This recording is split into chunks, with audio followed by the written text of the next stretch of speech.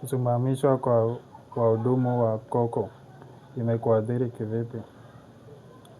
Kwanza imetuathiri kama wanabiashara na kitu ingine imeathiri customers.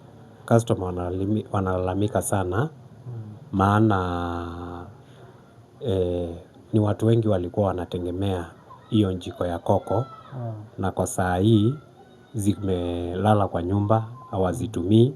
Wengine wanakujia mafuta wanatuambia hizo vitu zetu tukuje tuzikujie. Lakini tunawapea tu matumaini maana ni serikali ilisimamisha hiyo contract na koko.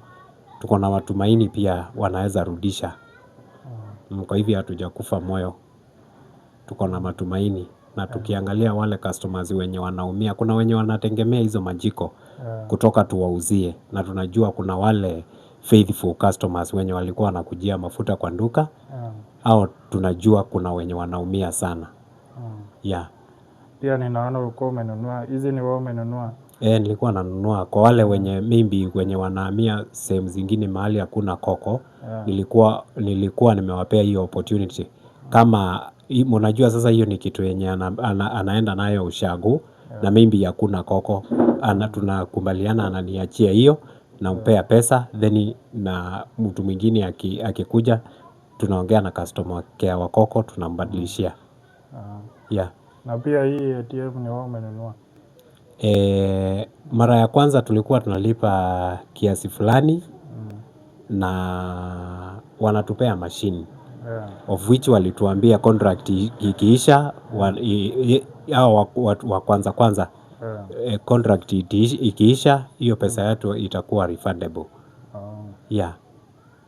So contract imeisha?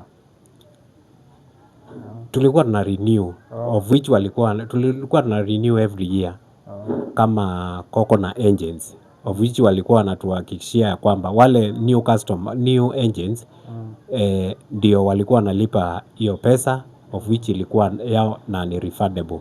Lakini kwa wenye walianza hiyo pesa yenye tulilipa ndio tuwekewe machine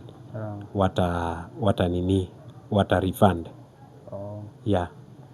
Na nini unaweza ambia serikali sababu serikali ndio imekataa kutoa sifa kwa mashirika za nje ndio waweze kusaidia kutengeneza hiyo mafuta? Mimi kitu yenye ningeomba serikali tu maana tulichagua tukiamini na ikatuambia kwamba ikatuhakikishia kwamba itaendelea kubuild mwananchi wa chini.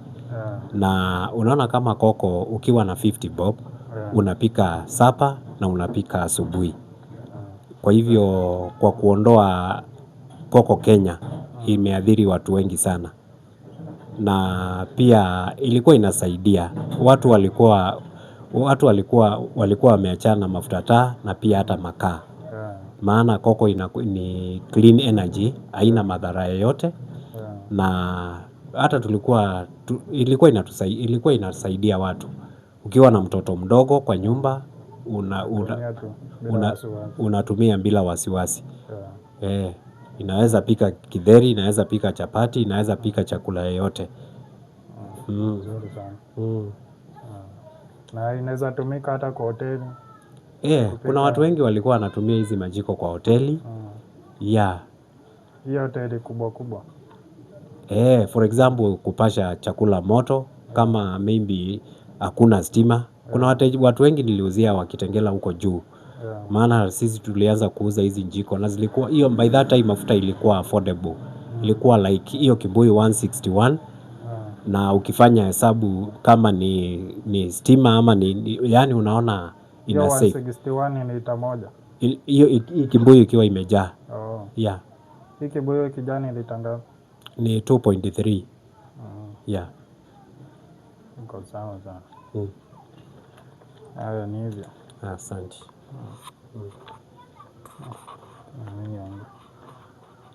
Cocoa bioethanol is a product with clean energy produced from molasses, a byproduct in sugarcane processing, used mainly in the kitchen for cooking.